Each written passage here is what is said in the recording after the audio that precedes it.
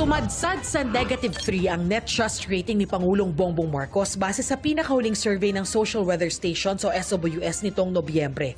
Mas mababa yan sa +7 net trust rating noong Setyembre at sa +18 noong Hunyo. Bagamat may 38% na may malaking tiwala sa Pangulo, nahila yan ng 41% na may maliit na tiwala sa kanya. Ang survey na kinomisyon ng Strat-Based Consultancy ay isinagawa noong November 24 to 30. Sabi ng Strat-Based Consultancy, panahon niya ng matinding pagbatikos ng publiko sa kontrobersiya sa flood control projects, partikular ang malawakang kilos protesta laban sa katiwalian noong November 30. Corruption is on the top of mind ng ating tao. Yes, hello guys. Magandang araw po sa inyong lahat. No? At ito po si Annie Sipcon na bumabati sa inyo ng isang magandang araw. So pag-usapan natin ngayon guys, itong SWS survey, no, ni PBBM.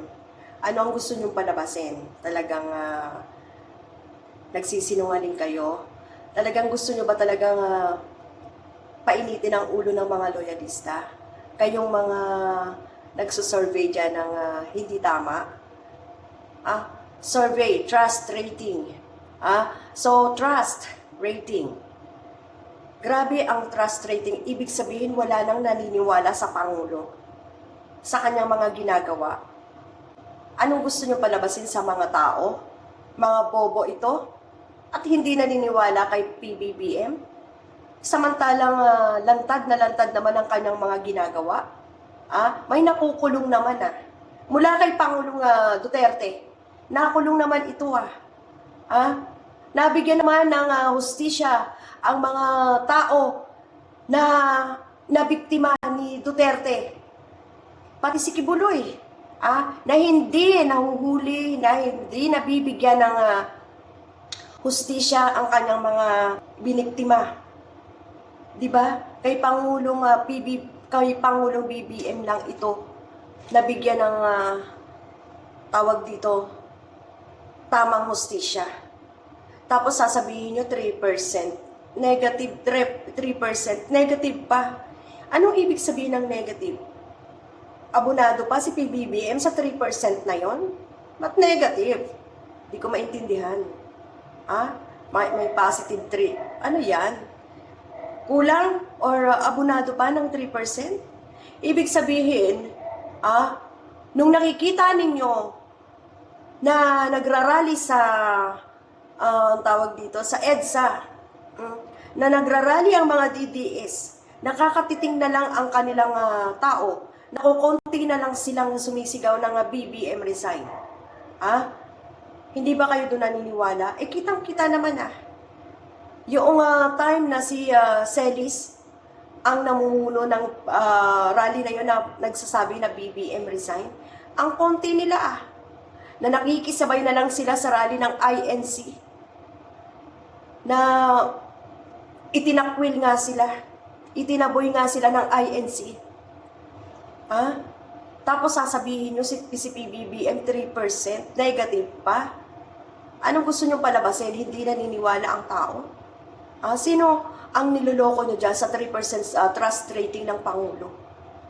Nasasabihin nyo yung tungkol sa flood control na yan, kaya bumaba ang trust rating ng Pangulo. Bakit?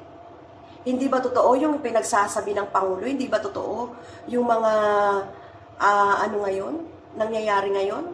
Hindi ba totoo na unti-unting nabubunyag ang mga katarantaduhan ng mga Duterte ngayon? Hindi ba totoo? Totoo naman bakit walang trust rating ang Pangulo? Iniimbestigahan naman nila ang mga sinasabi ng Pangulo, iniimbestigahan naman nila ang mga anomalyang ghost project or yung pagtitipid sa mga materyales. Iniimbestigahan naman nila yung pagnanakaw. Bakit? Ang Pangulo ang nag-uutos doon Bakit hindi ba kayo naniniwala doon? Hindi ba kayo bumibilib doon sa ginagawa ng Pangulo? Iniimbestigahan yung mga ghost project. Yung nangyari sa Cebu. Hindi nyo pa ba yun? Hindi pa ba namumulat ang inyong mga mata sa dami ng namatay sa Cebu?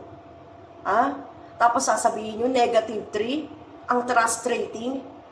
Kayo ng mga tao Naghahatid kayo ng fake news Sino ba nga nag-survey na to? SWS?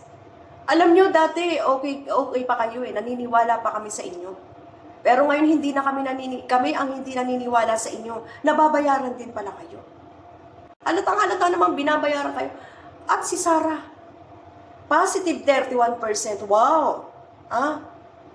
Lahat ng project ni Sarah may anomalya. Sa libreng bus na lang eh. Sakay ng bus eh. Meron daw ghost passenger. Sa DepEd na lang, meron ghost students. Ano pa ba ang mga anomalya? Ang mga pinagbibili niya, ang tawag dito, mga gadgets, motor, na galing sa COA. Hindi ba kayo naniniwala doon? Bakit may lalabas sa mga ganun kung wala naman talaga? Bakit ang PBBM, meron bang mga lumabas na mga ganun? Ay, eto si PBBM, yung confidential fund niya, hindi niya ganito ang nangyari sa confidential niya. May mga nangyari bang ganun sa Pangulo? Wala naman na. Wala naman kayong nababalitaan. Ano na naman ang sasabihin nyo? Naglalason kayo ng mga utak ng mga tao. Nilalason nyo ang utak ng mga tao eh. Para sa survey na yan. Bakit? Magtataka ang tao Hindi nyo ba alam? Ang tao matalino. Pero inyong negative 3%, magtataka ang tao kung bakit negative 3% samantalang ito ang nagtatrabaho. Ito ang araw-araw na lumalabas. Samantalang ito si Sarah pagka nabalitaan mo nasa ibang bansa. Wala nang ginawa kundi manira. Tapos wala nang inisip kundi gusto maging pangulo ng ating bansa. Hindi niya inisip kung paano niya sasagutin ang mga anomalya, ang mga binibintang sa kanya, ang mga akusasyon sa kanya, ang mga hinahaing kaso, hinahaing kaso sa kanya.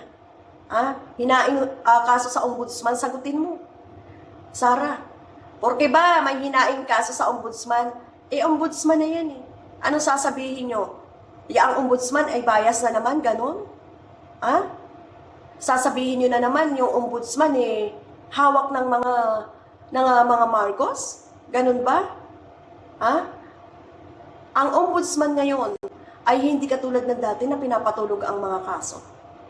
Inaasikaso na lang ang mga kaso.